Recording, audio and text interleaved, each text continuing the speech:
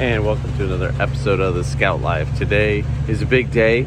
As some of you know from Instagram, we just got back with the Buckskin 75 from about a 1,600 mile round trip adventure to southern Utah, northern Arizona. Went great. And now we are embarking on a drive to Iowa. Pretty crazy. Where the engine is going to get swapped out. Don't worry. It has a 304 that was rebuilt from an unknown source. As you can hear it warming up, you can hear it ticking. It's been faithful, it's run well, but I have a sweet 345. So in this episode, we're going to drive this Scout across country from California to Iowa. Swap in a 345, get the AC working. Let me walk you around actually some other things we're gonna do. This is an original paint truck, but it has this really crummy repair on this corner cap. So we're gonna replace the corner cap.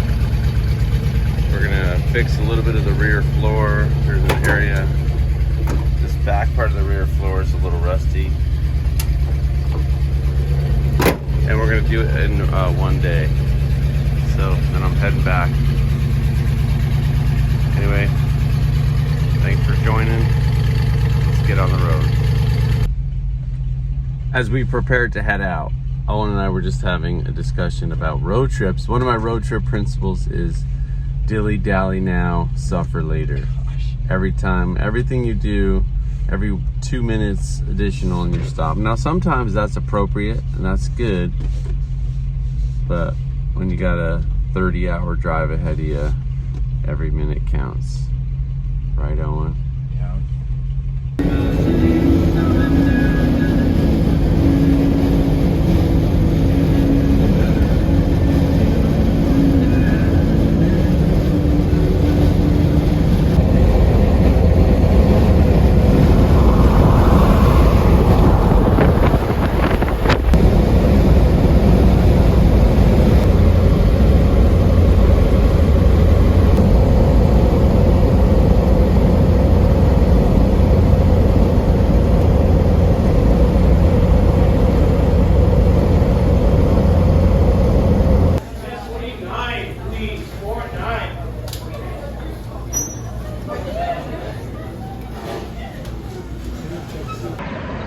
Trip report.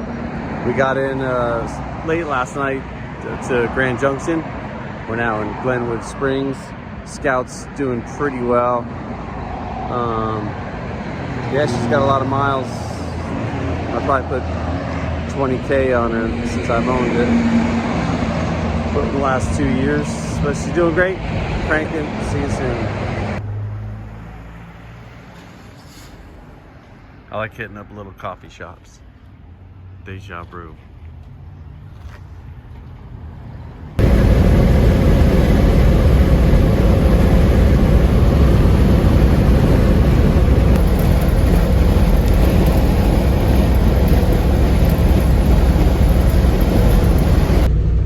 All right, so made it to Iowa. Time for serious business now. As you guys have seen, most of the Scout Life videos have been me in my personal shop or outside, and so it's difficult. It's just like you guys, it just takes time to do everything. So back in Iowa, where we have seasoned professional mechanics who do this kind of work every single day, and we have the tools and equipment. The noise you might hear, you hear that flickering noise? My speedometer, we hit a huge bump on the highway. My speedometer's always working perfect. We hit a huge bump on the highway and the speedometer just started going crazy, and now it's slapping around. It's kind of annoying. So, but this is it, man. As I'm close to the shop, this is it. As I near the shop, I feel myself getting sentimental about this engine. And I'll just tell you the quick story about, and I've told it before, but when I bought this truck, it was part of a collection of trucks I knew it was cool because it was original paint. I love the color. But I bought all these trucks, hauled them to California. Sorry, hauled them to Iowa. And we're getting ready to go on a trip to Wyoming. And my white Traveler, which has been my adventure rig forever, was down because we were gonna do a bunch of work on it. And so I didn't have a truck, and so I just said, like, this one was the most complete kind of out of the bunch and the coolest to me. So, but the motor had the freeze plugs in the back were pushed out, so I'm like, that made me nervous, just suspect. It was a 345. It had like 89,000 miles on the clock, maybe less, like, yeah, low 80s, which was original mileage. So I was stoked, but I was like, yeah, this engine is a little questionable. So at the time, I had one of my guys just slap a rebuilt 304 that I had, take the 345 out, put a 304 in, and then we mobbed it to Wyoming, and it's been, and I should have just fixed it, but really this thing has been super reliable. I've maintained the heck out of it. I've kind of like dialed everything in since the Wyoming trip. But it's just been underpowered, and it gets this vapor lock issue, which I have a fix for that. So I think that issue will be solved. But the power, I was like, man, and it came with a 345, and I had a 304 in it, which I like the 304. There's nothing wrong with it. So anyway, a really great customer. He has a couple Scouts. I bought his engine from him, and supposedly this engine has, like, again, in that upper 70 to 80,000 original miles on it. He took it out of his truck, resealed it, took all the tins off, resealed everything, painted the whole engine, tuned it up, rebuilt the transmission. So that's the drivetrain that I have. It is sitting on the floor in the shop. They are waiting for me. So I'm stoked to be working with my guys again. Stoked to have their professional touch. But let me run through a list of kind of what we're gonna do. And sorry, this is rambling. My wife hates when we watch YouTube videos together and she's just like, this guy won't shut up. But rear axle, I got like more end play than I should in my axle bearings. So like we're doing rear axle bearings, engine, transmission, transfer case. I'm going to attempt to get the AC working. It's hot, especially here in the Midwest and in the out west, like Arizona, Utah, where I do drive this truck fairly often. It's just ripping hot. So get the AC working, fix my speedometer. I'm gonna leave the 19-gallon tank, even though that is an issue, the lack of range. I think I'm gonna keep my cooling package. So AC, engine. Oh yeah, then the other big issue is we got some body work that I'll talk about later. But while I got my talented hands on my sheet metal crew here, we're gonna try to tackle some sheet metal. Very minor stuff, but important, really important. So we're gonna be hustling. Expect a lot of time lapse. I'll jump in every now and then and kind of explain what's going on, but we have one day to do all this stuff. So thanks for joining along. Thanks for I don't know if you care about the Buckskin 75. I love it. But I'm stoked to see it on its next iteration and ready to go. So let's pull in the shop. By the way, this is the biggest bird duke I've ever seen. Figures. Come pull into Iowa, the first thing that happens is hit the world's largest, like a pterodactyl, pooped on my windshield. Maybe a golden eagle or something. All right. So listen, before we go, we're gonna do a 0 to 60 test. So my speedometer's broken. So Israel is our speedometer. Kyle, here, poke over. Kyle is our timer. Tell me when to go, man. Hit it. Got it? Oh yeah. Oh man, we're flying. That's full. Like 15, 20, 24. 40. 50, 55, 60. 19 seconds, 18.89. Jeez. That's pretty bad. That's pretty bad. 18.89. 0 to 60 on the old 2-barrel. 304. It kind of felt fast to me. It was thrilling. Because one thing that's I did for this trip that I didn't really tell you guys about was I really lightened it up. I took the roof rack off because on the last Moab trip, or Utah trip, I was just overloaded, you know, like with 5 people, gear, spare tire, roof rack, pulling a trailer. Yeah. So for this trip, I took everything out. So that was just 3 dudes. So what was our time? 18.8? 18.89, yeah. 18.9, 0 to 60. So we're gonna do that hopefully end of the day today. We'll get this 345 in here. We should put a 3,000 stall speed converter in it.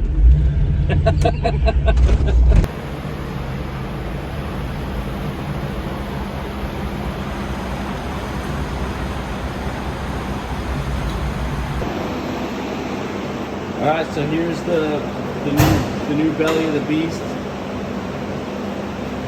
So what I'm stoked on is it's like just complete, and I think it's pretty dialed. It's got a Presto light, which I talked about that. I'm stoked on that. I don't know about this carb spacer. Do you think this is a spread bore? I wonder if it's I bet this is a spread bore intake. Yeah, It's and got then it's a square bore adapter on it. I might change that out. We got the dudes. We got a Dana 300, which I'm stoked about. Thankful for that.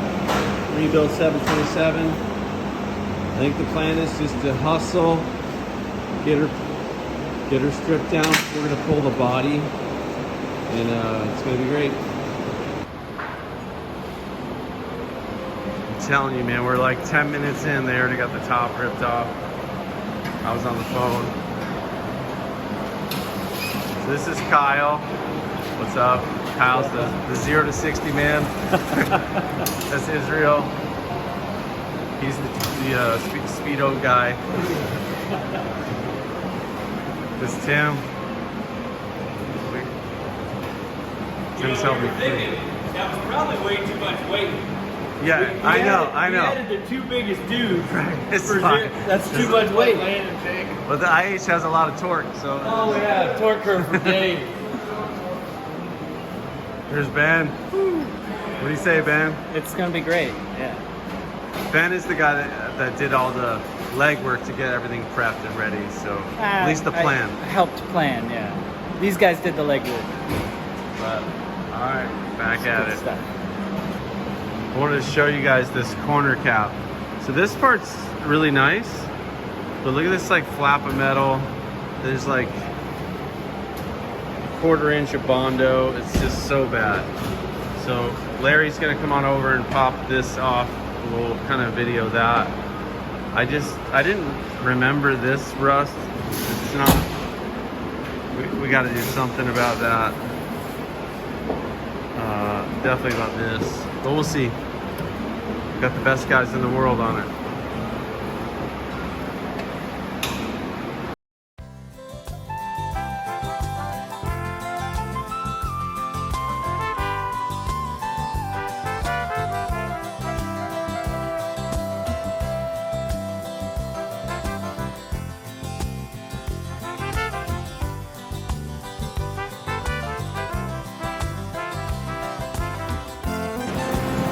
Alright, there's Tim.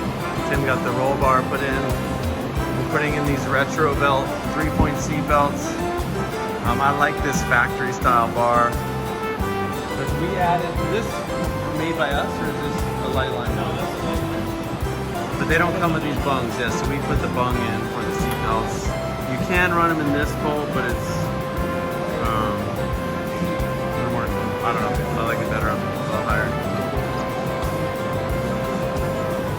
getting pretty close to getting the body off. Larry's assessing the corner cap work.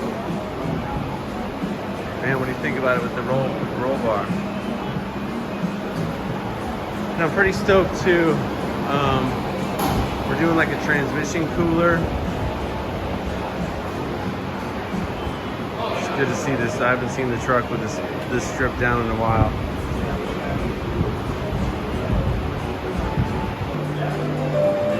These guys are animals, I'm telling you, they're animals. In a good way, in every good way.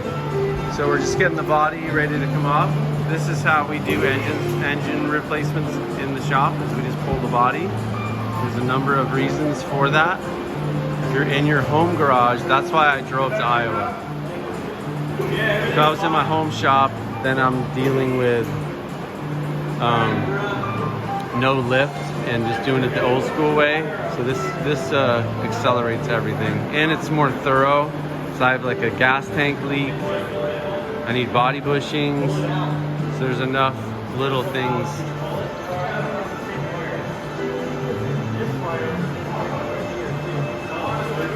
This feels good to be back working with these guys. Well, let's be honest, mostly watching them work, but I'll find something to do. I want to show you something else. I'm stoked on this, an original 1979 trans cooler. So we're gonna put that in.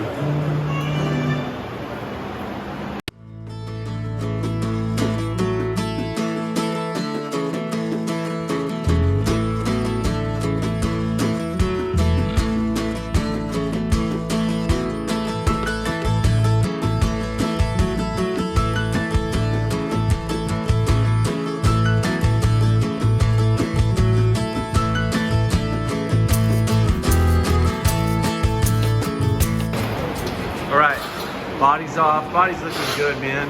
Great time to inspect the body now. Let's look how solid this baby is.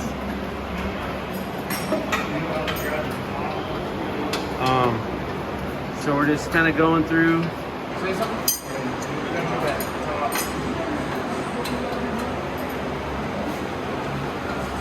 We're using my harness, so we're keeping my harness. And this, man, I just love how factory this truck is. Like the trans lines are uncut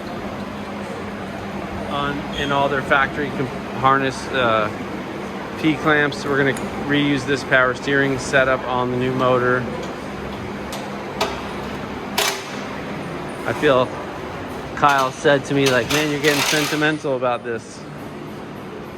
I do. I am attached to this 304, but 345, baby, for the win. I'm also gonna check. Yeah, see, this whole corner cap has been messed with.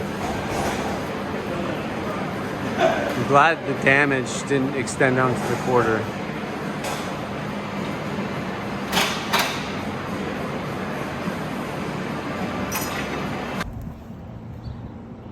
You guys remember that video? Goodbye, old girl. It's kind of a sad day, but I gotta embrace the future. 345 is the future.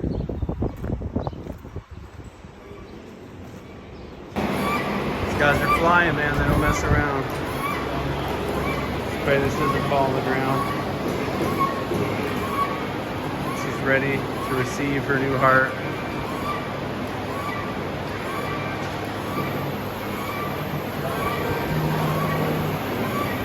Everybody knows what they're doing, and it's a beautiful thing.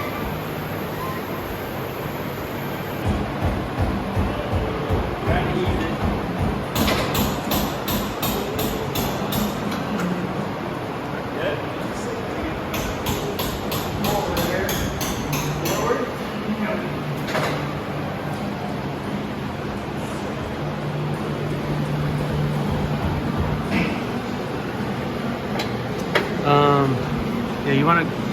Yep, I'll go up. Yeah.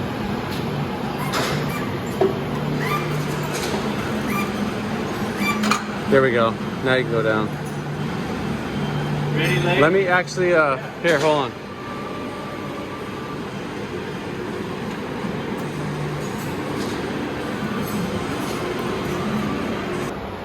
Alright guys, got the tailgate off. Took a little lunch break. When they get back, here's my new corner cap. Trying to use original steel on this project. It's upcycled.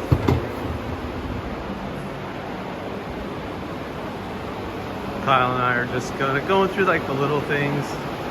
Like this motor is great, but it's not all factory correct. So I'm not gonna fix all that today, but just kind of take the best parts off my 304, put on the 304, 345, sorry, the stuff that crosses over. Things like this little water heater hose brackets. Getting exhaust, Kyle discovered this. Low pressure side, so I'm gonna change that. I'm just kind of going through little things. Motor's all bolted up. I don't like this.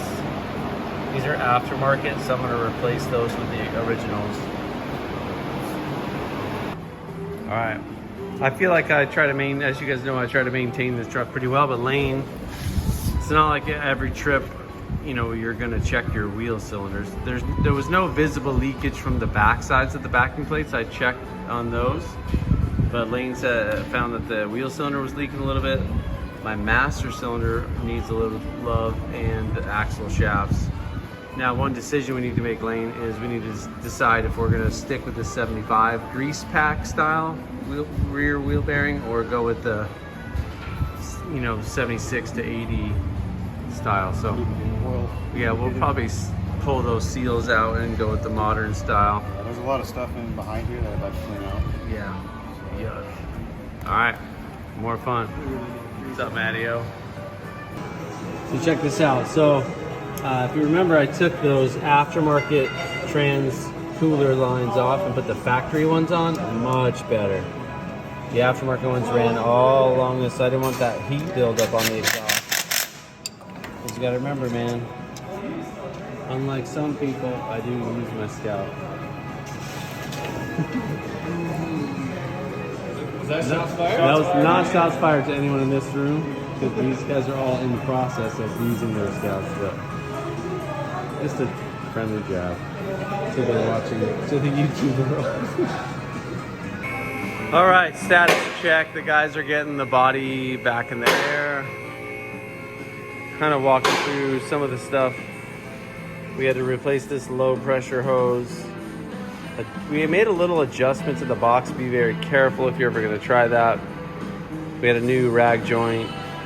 Exhaust is hooked back up. I don't like the way these wires are done, but I'm not going to mess with it on this go around.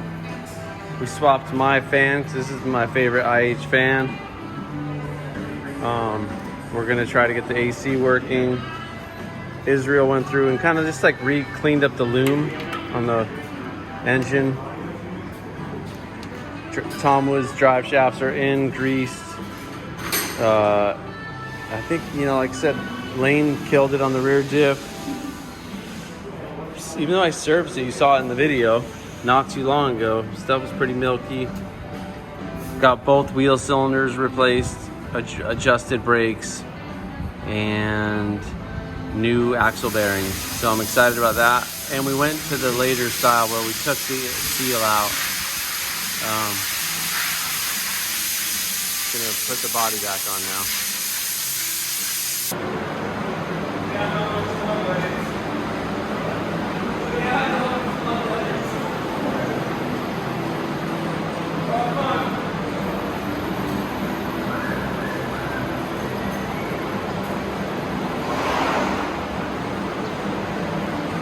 All right, body's coming back down. These guys are thoughtful. Got to put that shroud on there now. Kyle's got the triple stack going. It's got the factory radiator, which was in good shape. Oh, Chick-fil-A. This is our newer R134 condenser. And Ben found this factory beautiful transmission cooler, IH transmission cooler. So we definitely got the triple stack going. Who's got the double stack? BK? Yeah, maybe. I don't know. Well, forget that. So we're stoked.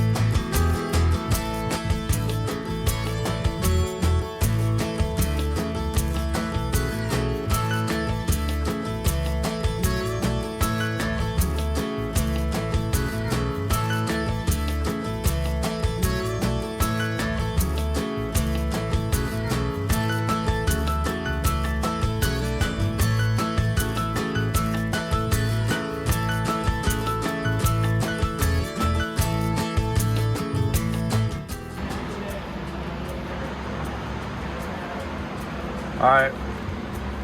Hooked up the shifter. Guys are all standing around because we're getting ready to start it.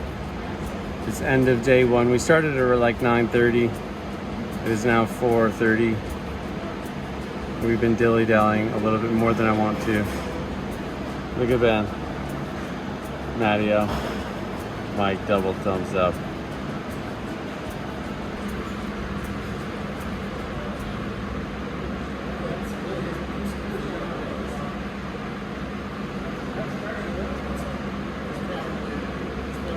I think it's a fresh filter. I don't think it's fresh oil. He did? Look at that look, look at that face.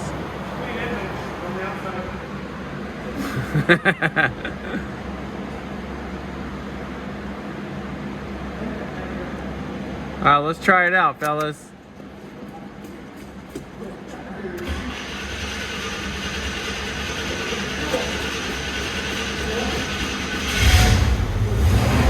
Woo!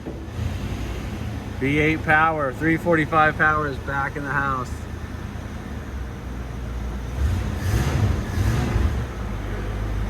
Yes. It sounds, it's weird. It sounds so different than the 304. The 304 was like, bloop, bloop, bloop, bloop, bloop. This one's different. The buckskin lives, dude. Nice job, Israel. Kyle, Lane, thank you. Tim. All right, well, we're gonna keep going. Next up, test drive. And check fluids and fix brakes. Yeah, Jeff. If you're watching this someday on YouTube, thanks for the motor. I'm gonna take good care of her and she lives on.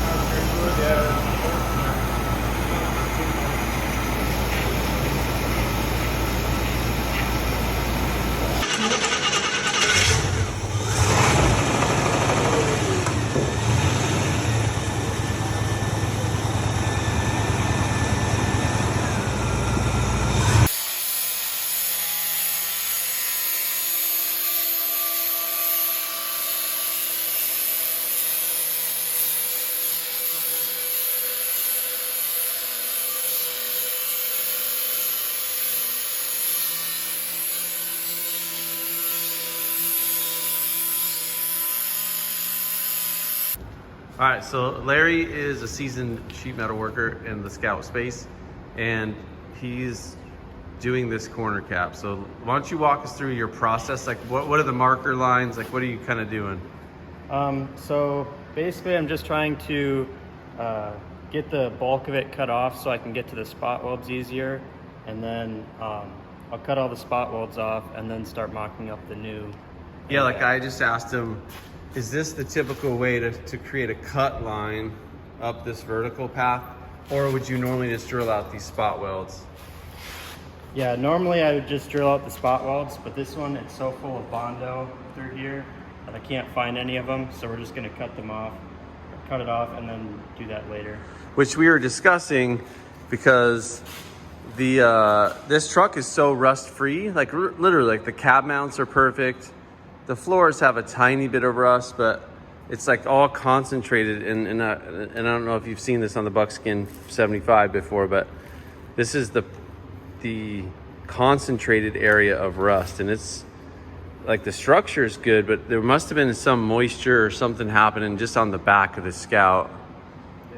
So our goal this go around is definitely we got to do the corner cap, and if we have time by Monday afternoon, try to get this back patched up, but I can finish that in California worst case. So Larry will get back to work.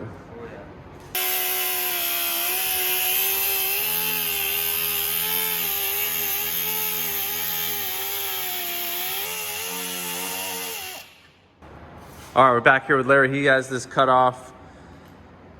Corner cap is gone. Why don't you walk us through what we discovered?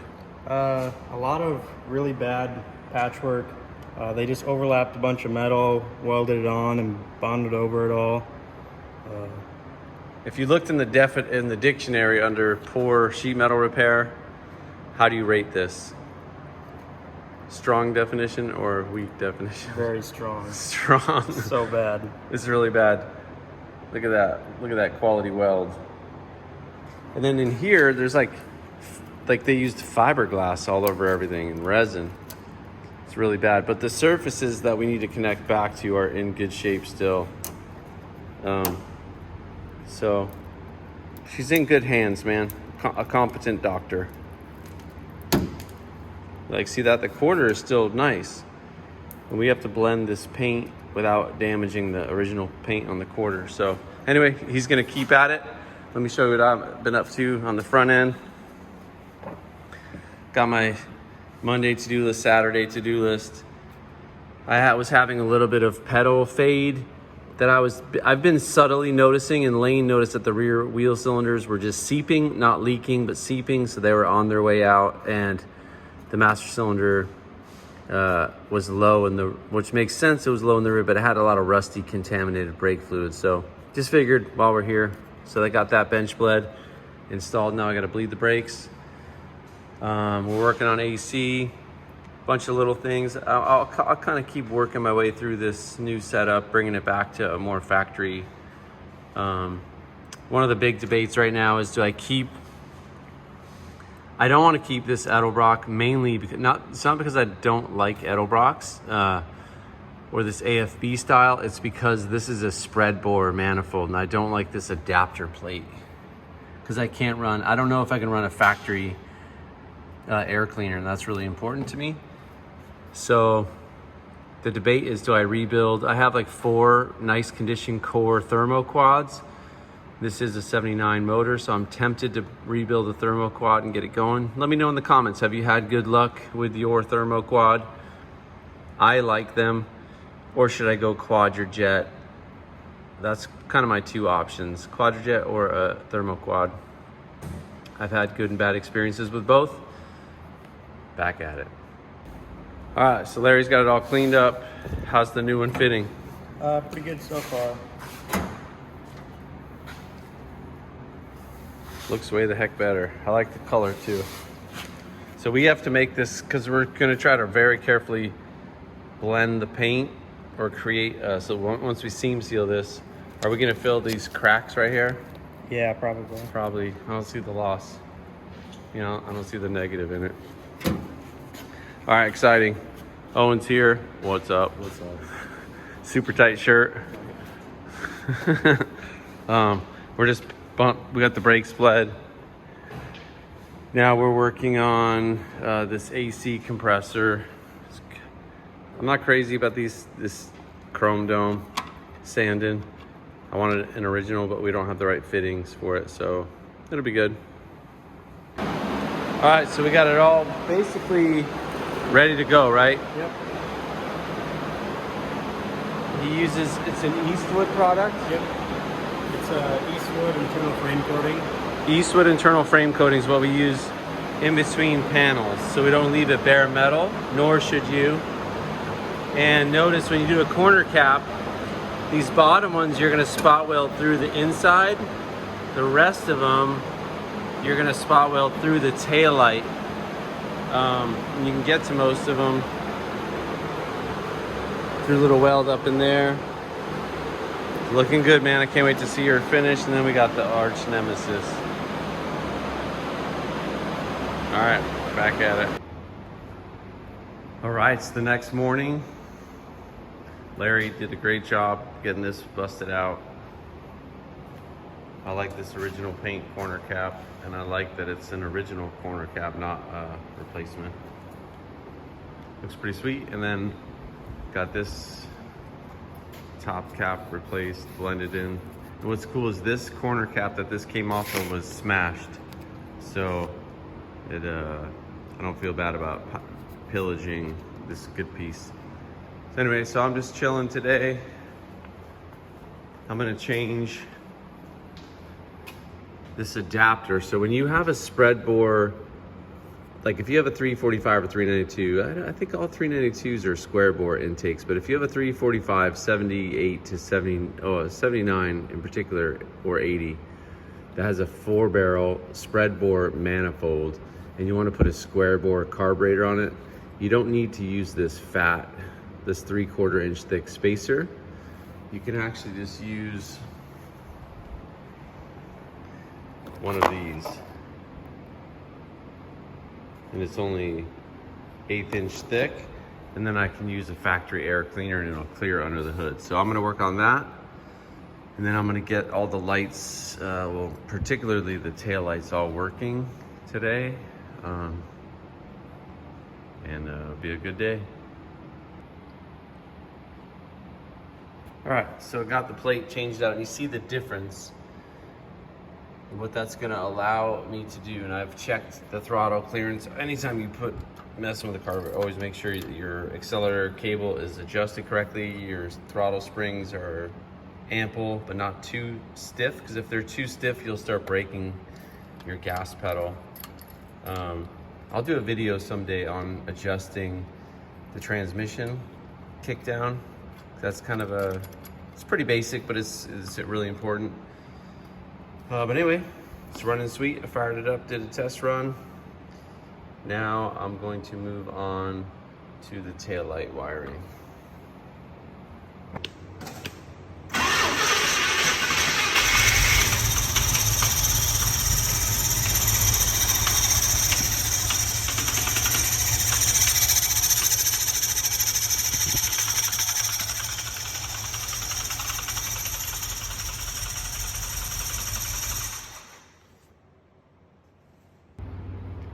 Okay, captain's log.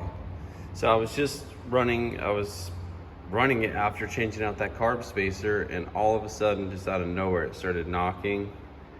And then as you heard in that video, quick little run video. So I don't know, man, I'm kind of discouraged. I got to get back on the road by Tuesday. It's now Sunday. So I went and checked, pulled the valve cover. All the push rods look good because it sounds like a valve. I was expecting to find a broken push rod, so I'm gonna pull the driver's side off. I'm gonna button this back up because there's nothing to see. Everything looks good.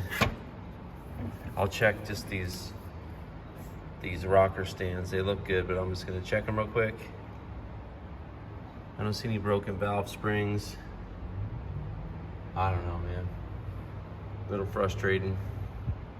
But we got to keep going, man. That's all we can do in life. All right, so I'm a bit at a loss of what's going on with this engine.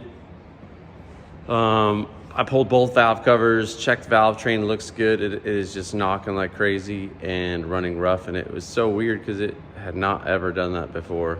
So I don't know. So is life, and so is the life that we live doing this kind of stuff. So I'm gonna go look for another 345. We're gonna do a little more troubleshooting, probably pull the pan, check that out, fire up another 345. This time we're not pulling the body, we'll just pull the motor. And in the meantime, today, on this Father's Day, I'm going to just get all the taillights working. Peace out. Talk to you in the morning.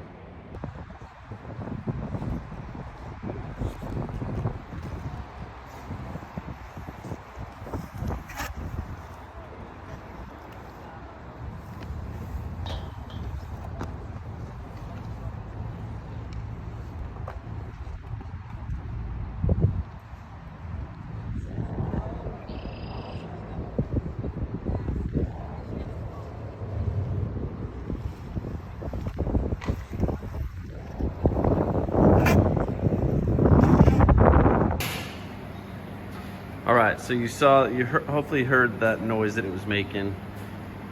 At the current moment, our speculation is that when I was changing the adapter plate, something maybe fell into a cylinder. So we did a compression test. Compression test showed up okay, but then we just put this borescope in. Let's see if we can see it. See that little? This is in the number. Are you moving it? 3. So that little thing right there, we're wondering if it's definitely something foreign in there, and it's definitely been bouncing around. So the theory is that maybe it's bouncing around and getting caught in the valve intermittently. So anyway, we're gonna try to get that out of there and see if we can polish her up. Hit that one,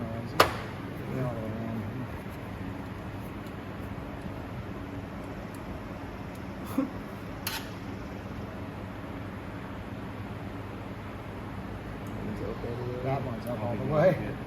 But it's laying down this way.